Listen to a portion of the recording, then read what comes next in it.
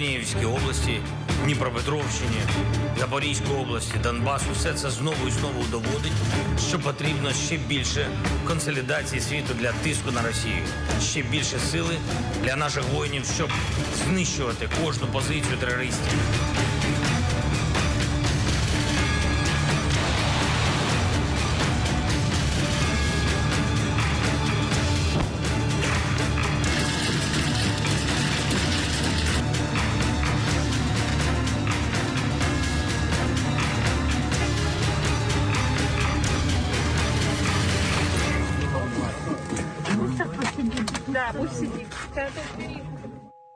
Bienvenidos, esto es TN Internacional y son horas absolutamente decisivas por la información que se maneja en este momento con respecto a uno de los frentes, acaso el frente más álgido de la guerra en Ucrania, el frente de Bakhmut. Según fuentes del grupo Wagner, el grupo mercenario operando para las tropas rusas o como parte de las tropas rusas en el lugar, habrían capturado la ciudad de Bakhmut, pero por supuesto hay que ser prudentes con esto. Vamos ya mismo a la manera en la que anunciaban esta conquista, que es ya una conquista simbólica. Recordemos, Bakhmut no es una ciudad estratégica como sí, por ejemplo, lo era la diezmada Mariupol, pero se ha convertido en una verdadera fortaleza para Ucrania que resiste desde hace meses allí. Así anunciaba el grupo Wagner, que han aparentemente, o según informan estas fuentes, tomado Bakhmut. 20 мая 23 года, 20.05.2023.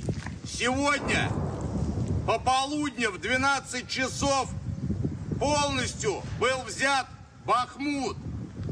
Последний участок так называемой многоэтажки самолета. La información es confusa, por eso hay que tomar todo esto con cautela, por el poder simbólico que también ha tenido Bakhmut, que ha sido inspiración nada menos que de una canción llamada Fortaleza Bakhmut, por lo que ha significado para Ucrania la resistencia allí y también para Rusia, con un enorme costo, un inmenso costo para Rusia. Y atención con esto, porque hace no muchos días hablábamos de un repliegue de las tropas rusas en Bakhmut. ¿Qué está pasando realmente allí? ¿Cuál es la información desde Ucrania? Esto le vamos a preguntar a Oleksiy Otkidach, es periodista, está en Kiev, amigo de TN Internacional. Oleksiy, ¿cómo estás? Hola, buenas tardes a todos y a todas. Bueno, contanos qué se sabe sobre lo que está sucediendo en Bakhmut. Bueno, acabamos de ver las palabras del señor Prigozhin, el jefe del grupo Wagner, y aquí les recuerdo un clásico. Para entender que un ruso está mintiendo, hay que ver si está hablando. Y esto es el caso, porque Prigozhin dice muchas cosas y a menudo estas cosas son mentiras. Primero es que el ejército ucraniano sigue en Bakhmut, sigue defendiendo unos cuantos barrios y calles que están en las manos de las tropas ucranianas. Segundo, es que el ejército ucraniano tiene bastantes éxitos al norte y al sur de esta ciudad, contraatacando en los flanques del grupo Wagner. Y tercero, si aún imaginemos que por ejemplo, Wagner tomó Bakhmut por completo, esto no cambia absolutamente nada, porque ya las líneas de defensa están fuera de la ciudad, el combate tiene lugar fuera de la ciudad y esa ciudad ya no tiene ninguna importancia estratégica. Bueno, hay algunos viejos axiomas de la guerra. Uno de ellos dice que no gana quien gana más batallas, sino quien gana las batallas importantes, las batallas estratégicas.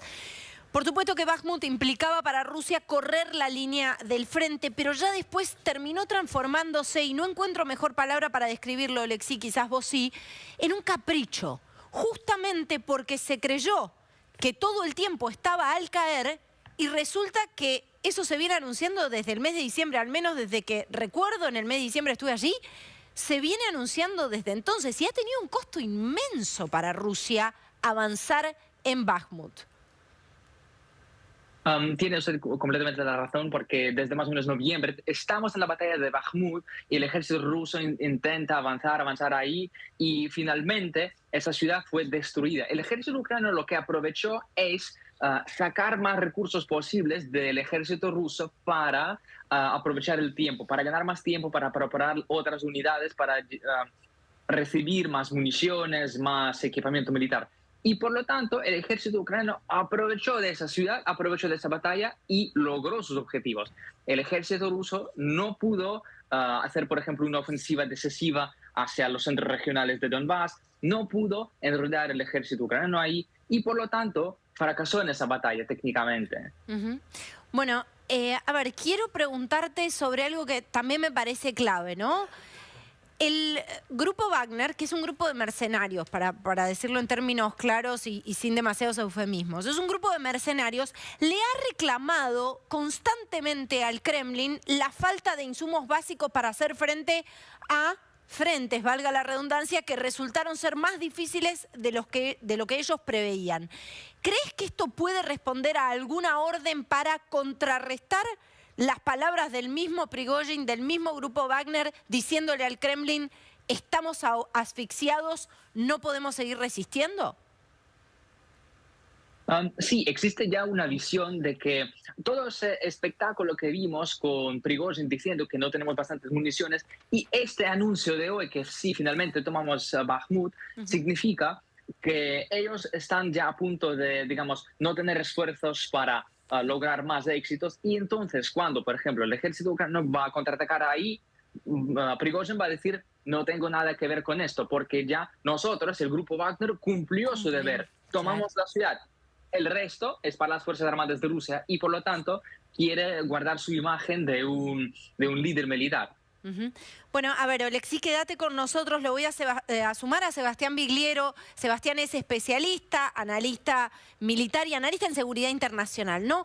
Vamos al mapa, Sebastián, para entender de qué estamos hablando. Por supuesto, cuando hablamos de Bakhmut hablamos de la franja este, pero hablamos de un lugar de verdad, por supuesto que es muy caro para los ucranianos porque es una ciudad donde viven personas, donde han construido una vida, pero en términos estratégicos, ¿cuál es la explicación de esto? A ver, es el punto de apoyo de la invasión rusa, del límite que tiene entre lo que se había propuesto al invadir toda la zona del este para seguir avanzando. Nosotros pensemos que hace un año Rusia entró por el este con el flanco a través de Kiev, por el sur, se propuso controlar el este y noreste de Ucrania y no pudo todavía afirmar posiciones en lo que es la posición más central. Ahí hay varias ciudades, está también Izum, está la misma Bakhmut, también donde no han podido todavía afirmar el centro de apoyo de las fuerzas rusas. Entonces acá lo que pasa es lo siguiente, hay una cuestión de desgaste de parte de las fuerzas rusas. Las fuerzas rusas tuvo que hacer todo un esfuerzo militar a lo largo de 900 kilómetros, pensemos en lo que es el norte, el sur, y concentrarse fundamentalmente en lo que es el este. Tampoco olvidemos que los ucranianos le vienen presentando una batalla con puntos de apoyo bastante dispersos que obliga también a la división de tareas de parte de Rusia. Y esto es muy difícil. Recién ustedes hablaban del grupo Wagner. Wagner evidentemente cumple con su tarea, pero también Wagner reclama permanentemente al Kremlin mayor apoyo, mayores municiones. Claro. Y ha estado últimamente sujeto también a los vaivenes políticos, dado que recientemente algunos papeles de inteligencia norteamericanos han dado a conocer supuestas reuniones entre el grupo Wagner y los aliados contra Moscú. Pero bueno, eso es un signo de interrogación. Sí, alimentando todos los fantasmas de un paranoico como seguramente es Vladimir Putin, ¿no? Como suelen ser las personas formadas en la cabeza de una maquinaria de inteligencia, ¿no? A ver, podemos ampliar el mapa, le pido disculpas a los compañeros por la desprolijidad, pero me gustaría poder mostrar la posible contraofensiva ucraniana avanzando desde aquí. Me gustaría poder mostrar, vos mencionabas Izium. Por supuesto, acá hay otro lugar que ha sido clave, que es la región de Kharkiv. A nosotros hemos estado en 2 ocasiones con el equipo de TN en Izium, una con el equipo de Nelson en diciembre, otra en ocasión del año de la guerra, un lugar donde se encontraron fosas comunes. Tenemos las imágenes que captamos nosotros. Izium es la otra Bucha, ¿no? Un lugar donde se han cometido atrocidades en materia de crímenes de guerra. Pero toda la región de Kharkiv ha sido muy diezmada como el gran corredor hacia el este, hacia la región del Donbass. Y acá empiezan a delinearse algunos puntos de apoyo que son claves para Ucrania. Kramatorsk, por ejemplo. Kramatorsk convertida hoy en una gran base militar, ¿no? Son batallas tácticas. Pensemos... Perdón, no hay batalla todavía en Kramatorsk, pero digo, como ciudad estratégica para este frente, ¿no? Sí, nosotros en realidad estamos viendo la imagen ampliada en general, ¿no? O sea, todos como espectadores, la película ampliada. Lo cierto es que los rusos ocupan una posición enorme de lo que es la franja del este del país, obviamente Sí. no llega al 20%, pero hay una realidad también. Los ucranianos todavía no dejan de afirmar a los rusos y empiezan a dar algunas batallas tácticas que le permiten de alguna manera cierto desgaste al ejército ruso y por lo menos operar con una resistencia.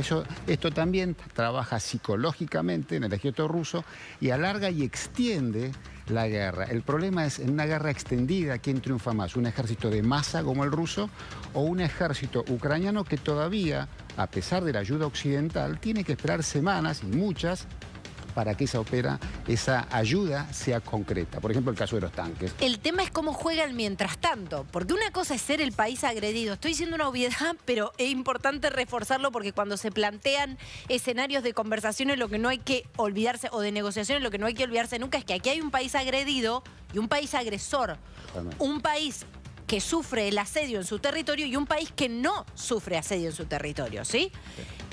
Ucrania se defiende en territorio ucraniano. Es importante marcar eso porque me parece que ese es como una especie de si fuera de otra manera sería un punto de no retorno, ¿no? En términos también de los apoyos. Es que psicológicamente acá hay un problema. Es decir, Rusia, por un lado, entiende que en las negociaciones va a terminar su batalla hasta que afirme y retenga los territorios. Ahora, ¿cómo hace un país invadido para aceptar eso? Evidentemente, los ucranianos buscan en lo que ellos denominan negociaciones correr al ejército ruso absolutamente hasta lo que sería el 20 de febrero del año pasado, Claro. que no estén dentro de su territorio. Evidentemente le van a ofrendar una oposición muy, muy grande en el tiempo, a pesar de que las Fuerzas Armadas o toda la ayuda occidental tarde, pero evidentemente están ofreciendo una resistencia importante. Ujú.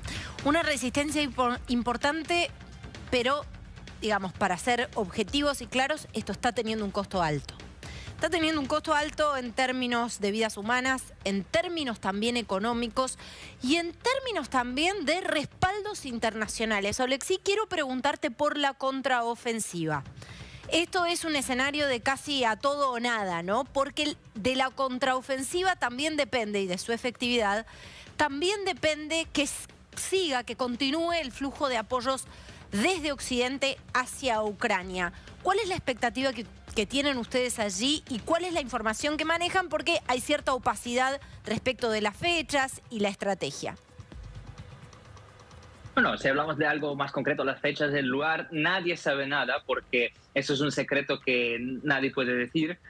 Por otra parte, yo quería decir que el apoyo internacional y esta contraofensiva no es tan dramático como lo vemos, porque si analizamos, por ejemplo, la cantidad de diferentes contratos, la cantidad de proyectiles que diferentes países occidentales pidieron de diferentes fabricantes de esos proyectiles, vemos que el apoyo que el occidente quiere dar a Ucrania va a durar también en el año 2024, casi con el mismo tamaño que tenemos en 2023. Entonces, esta ofensiva sí es muy importante y cada éxito pequeñito que tiene Ucrania en el campo de la batalla sí aumenta ese apoyo, nos ayuda mucho a recibir ese apoyo, pero al mismo tiempo no es algo dramático, crítico, sí o no, y si fracasamos no nos dan nada más. Por lo tanto, yo creo que vamos a tener un poco más de tiempo y un poco más de posibilidades para recuperar más territorios posibles. Quiero ir al mapa nuevamente para mostrar otra región muy importante que es Zaporilla. Es importante destacar algo. Si bien hay posiciones rusas muy afianzadas en la región de Zaporilla, no han tomado la ciudad de Zaporilla. No. Recuerdo meses atrás hablar con Oleksandr Slivchuk, un analista que hemos convocado aquí en TN Internacional en varias ocasiones y decía, nosotros no nos podemos dar el lujo de perder Zaporilla. Recordemos que los rusos han tomado la central nuclear de Zaporilla, la central nuclear más grande de toda Europa. Es una situación realmente muy delicada. Bueno, fíjate vos, acá estamos mostrando Zaporilla. A Zaporilla o en Zaporilla recalaron muchísimos de los desplazados forzados de Mariupol, ¿no? Por la cercanía. ¿Cuál es la importancia de este frente o de este posible avance de Ucrania en la región? Sería el Frente Sur. Lo que pasa es que también, como decía el colega, esto también obliga a la dispersión de fuerzas ucranianas. Pensemos que Ucrania también está obligado a tener un ejército y fuerzas y masa y equipo que tiene que desplegar en simultáneo con los dos en este momento frentes rusos, que es el centro y el sur.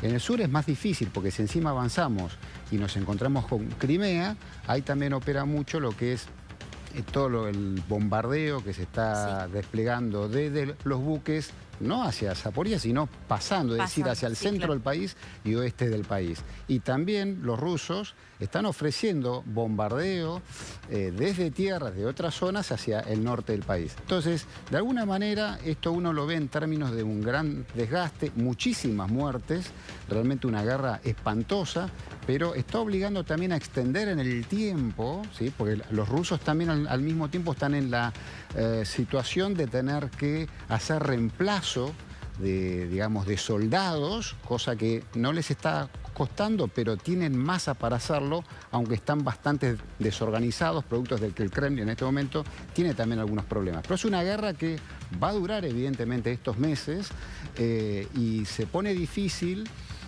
para las autoridades rusas porque tienen también que reemplazar en forma rápida y masiva tropas que están en el campo hace por lo menos 6 meses. Los rotan cada 6 o 7 meses y en este caso es muy difícil. De hecho, la premura con que el Kremlin se encuentra llegó a tal punto que la Corte Suprema está obligando a aquellos que renuncian o, digamos, se rinden sin causa en el frente de combate, pueden ser pasibles de ser sancionados.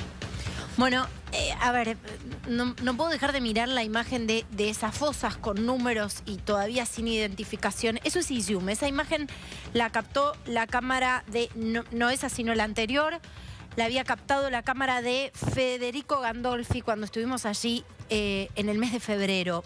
Quiero decir que hay algo que pasa, porque por supuesto estamos hablando de la guerra y de las estrategias militares y de las tácticas, y hasta a uno le genera cierta incomodidad, ¿no? Porque hay cierta frialdad con la que se conversa sobre la guerra, pero después vamos a las implicancias de lo que implica, de lo que tiene ser un territorio ocupado o ser un ciudadano de un territorio ocupado. Y es verte forzado a resignar tu nacionalidad, verte expuesto a posibles torturas, a la propia muerte, si te resistís a seguir las órdenes del ejército ruso, que muchas veces tienen que ver con suprimir la propia identidad, o verte expuesto a una deportación forzada. Acá le quiero preguntar a Alexi, que sigue en contacto con nosotros desde Kiev, ¿qué está pasando con esto? Con la cantidad de gente que refiere haber sido directamente forzada a dejar sus hogares, ni que hablar de los niños que han sido llevados por la fuerza hacia territorio ruso. Pues es una situación absolutamente dramática y trágica, y yo creo que aquí de forma justa hablamos de un genocidio, porque no importa en qué ciudad estás, no importa si estás en el norte, en el sur, no importa si hablas ucraniano o ruso, el ejército ruso aquí en Ucrania comete crímenes de guerra en toda su plenitud, toda su variedad. Y, por ejemplo, si hablamos de los niños, han sido desplazados por lo menos unos 50.000.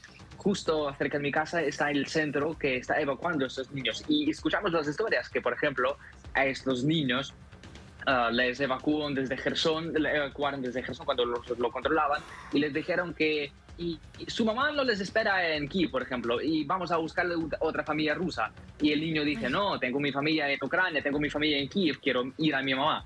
Y esto no es un caso único, y no son 2 o 3 casos, se trata de miles de casos en todas las regiones ocupadas o que han sido ocupadas. Al respecto, recomiendo algún paréntesis, el medio Vice ha hecho una entrevista con María Lvova-Belova, que es la mujer que entre otras cosas tiene orden de captura, al igual que Vladimir Putin, por la apropiación de niños, la encargada de los derechos de los niños, hablando sobre esta situación, interpelada sobre esta situación. Hay niños que han sido utilizados para básicamente ser parte del aparato de propaganda, por supuesto de manera forzada, agradeciéndole a tropas rusas por haberlos rescatados, por ejemplo, de la diezmada Mariupol, asediada por esas mismas tropas rusas.